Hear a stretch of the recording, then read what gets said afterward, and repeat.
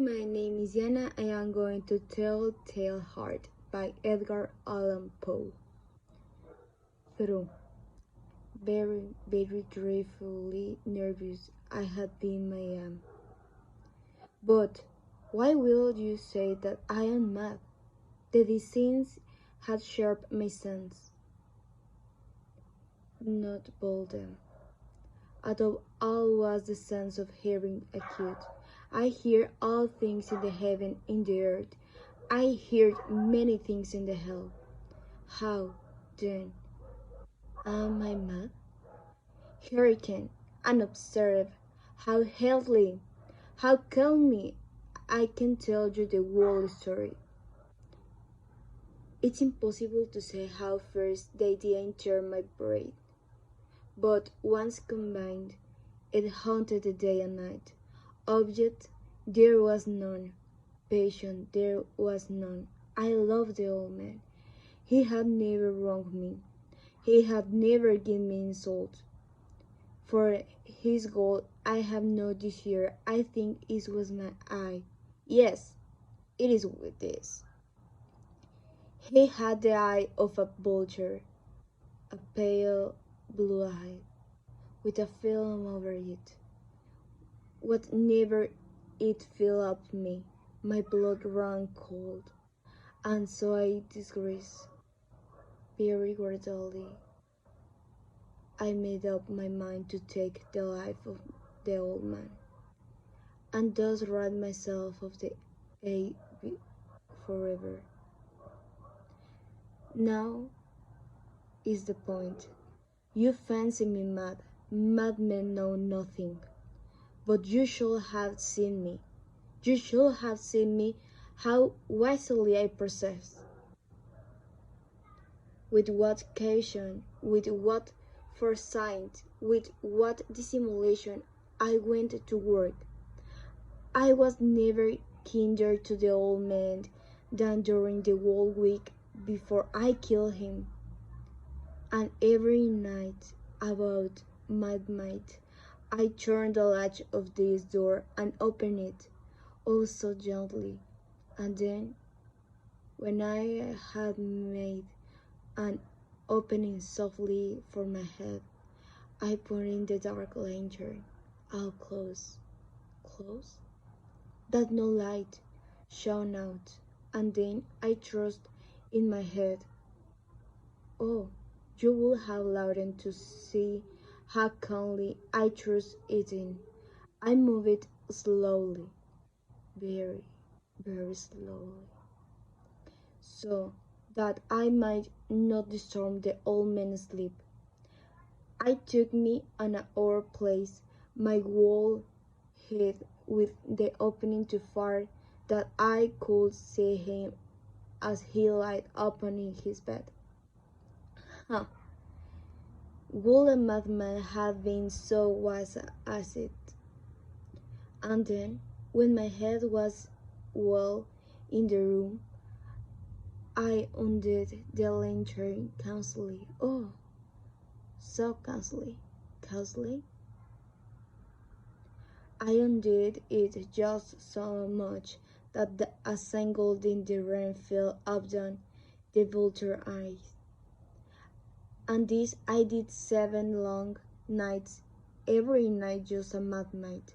But I found the eyes always closed, and so it is impossible to do the work. For it was not the old man who vexed me, but is the evil eye. And very morning, when the day broke, I went bloody in the chamber and spoke carelessly to him, calling him, my name is Hareton, and querying how he passed the night. So you see, he would have been a profound old man, indeed, to suspect all every night. Just at 12, I looked in upon him while he slept. Up the night, I was more than usually cautious in opening the door. I watched a minute hand over more quickly than did mine. Never before the night had I felt exempt of my powers, of my sagacy. I could scarcely contain my feelings of terror to think there I was, opened the door little by little, and he, even the dream of my secret depths or tongue. I fairly chucked down my idea, and feared fast he had heard me, for the moved to the bed softly, as if startled. No, you merely think that I drew back, but no. His room was black as pitch in the thick darkness, and so I knew they could not see opening the door, and I kept pushing into the landing ceiling. I had my head in, and and was about to open the lantern when the thump slept open fasting, and the tall old man sprang up in bed, crying out, "Who is there?" I kept quiet still and said nothing. For a whole hour I did not move a muscle. In the meantime, I did not hear him lie down. He was still sitting up in the bed listening, as I have done night after night, hearkening to the dead watches in the wall. Presently I heard a slight whirr, and I knew it was the whirr of mortal terror. It was not a worm of pain or a gift. Oh no! It was a low laugh sound in the arses, but the bottom of the soul, when overwatched with. I knew the song well, many nights, but at night might, when I would sleep, it was welly up for the own bosom, dipping with a dreadful issue. The thirst was destroyed me. I say, I knew it well. I knew that the old man felt and painted evil thought and chocolate heart. I knew that he had been lying awake ever since himself. That he had been lying awake ever since the first slain nose. When he had torn the bed, his fears had been ever since growing up him. He had been trying to fancy the clauses, but could not. He had been saying to himself, "It's nothing but the windy in the chimney. It is only a mouse crossing the floor, or it is merely a cricket which has made a single chirp." Yes, he had been trying to comfort himself with these suppositions, but he had found all in vain. All in vain, because death is approaching. He had stalking with his black shadow before him, and beloved the victim, and it was the mournful influence of the unpensive shadow that caused him to feel, a tone he neither sought to hear, to feel the presence of my head within the room. When I had waited a long time very patiently, with no out hearing him lie down, I resolved to open a very, very little crevice in the lantern. So I opened it. You cannot imagine how stealthy until, and I launched a simple dim ray, like a thread or a spider, shot from the craven, and fell full upon the vulture eyes.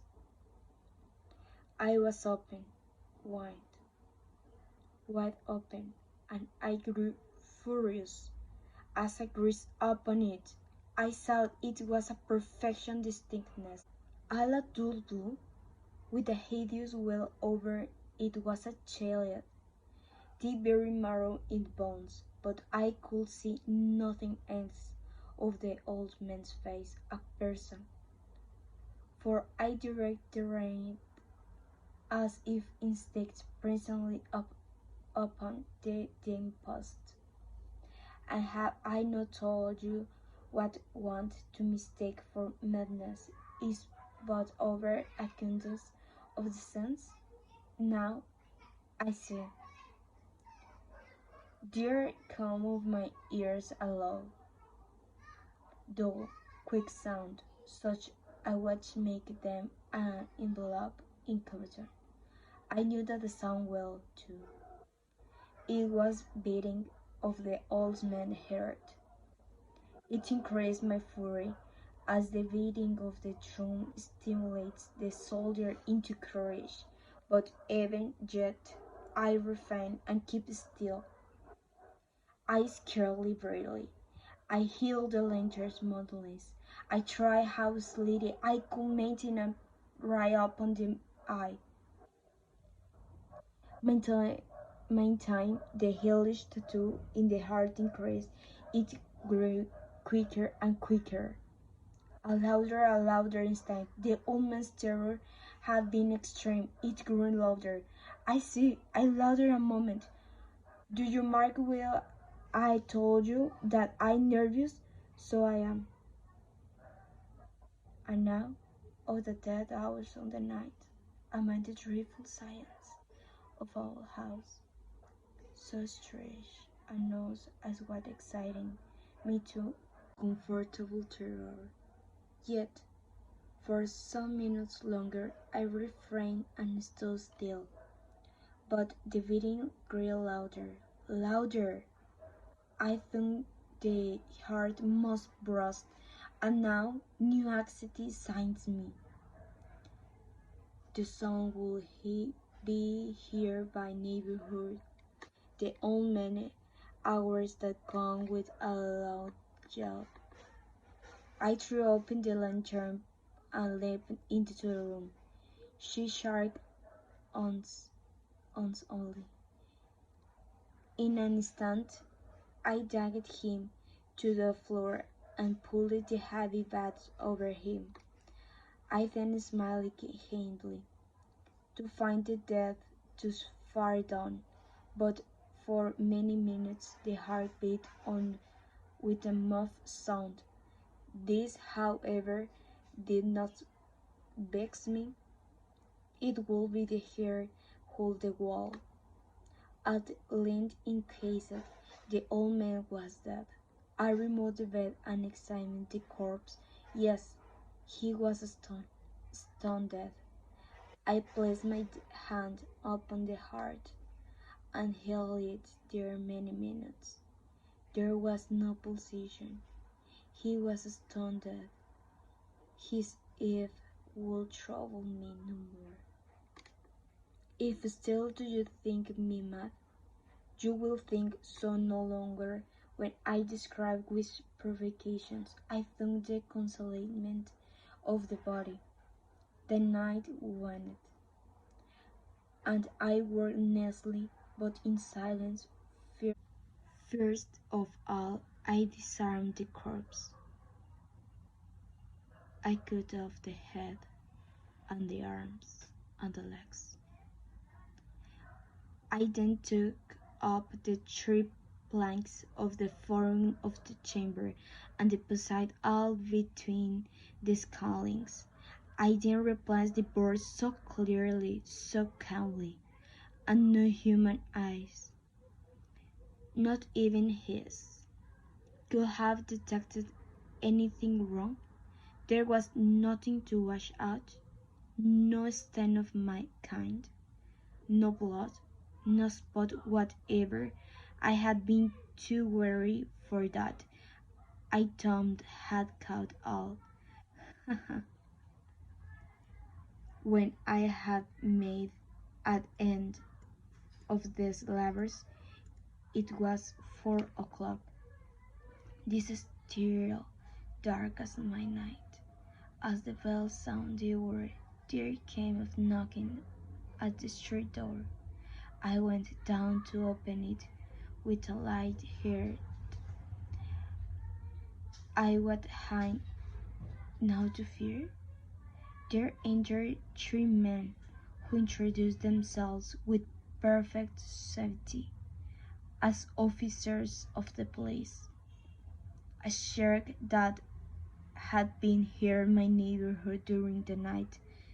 Suspicion of foul play had been aroused. Information had been loaded at the police office, and they had been detailed to search the premises. I smiled, for what had I to fear? I have Hellman welcome. The shirt I said was my own in a dream. The old man I mentioned, that absent in the country. I took my visitors and over the house. I bade them search well. I led them a light to the chamber.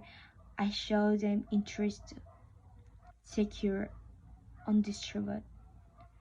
In the enthusiasm of my confidence, I brought chairs into the room and decided them here to rest for my fatigues, while I self, in the well audiency of my perfect triumph, placed on my own sit down to the very spot beneath which reposed my corpse of the victim. The officers were satisfied. My manner had convinced them. I was singularly at ease. They sat, and Will answered cheerily. They chat of family things, but ere long I felt myself getting plain and wished them gone. My head ached, and I fastened a ringing on my ears, but still they sat and still chanted. The ringing became more distinct. I continued to become more distinct. I talked more freely to get rid of my feeling, but in continued game of defiant, until at length I found that nose was not within my ears. No, don't. I not grew very plain, but talked more freely, and with held voice, Yet the sound increased, and what could I do? It was a loud, dull, quick sound, much such a sound as a watch makes when enveloped in cotton. I gasped for a breath, and yet the officers heard it or not. I talked more quickly, more vehemently, but the noise still increased. I aroused the agreed about trifles in a high key and with violent gesticulations, but the noise still increased. Why not will be gone? I placed the floor and to fro with heavy stars, as if exciting to forward the observation of the man. But the noise still increased. Oh God, how could I do? I foamed, I arrived, I swore. I saw the chair up which I had been sitting, and raised it up the boards, but the noise around all uncontrolled increased. I grew louder, louder, louder, and still the man chanted plaintively and smiled. Was it possible they heard not? Almighty God! No, no, they heard, they suspect, they know. They had making a morally of a horror. This I want, I think, but anything was better than its agony. Anything was more terrible than its derision. I could bear nos hypocritical smiles no longer. I feel that I must scream or die. And now, again, hark, louder, louder, louder, louder. Billions, I shriek, dissemble no more, I admit the dead. Tear up the planks, here, here. It is a beating of the hideous heart. The end. Thank you.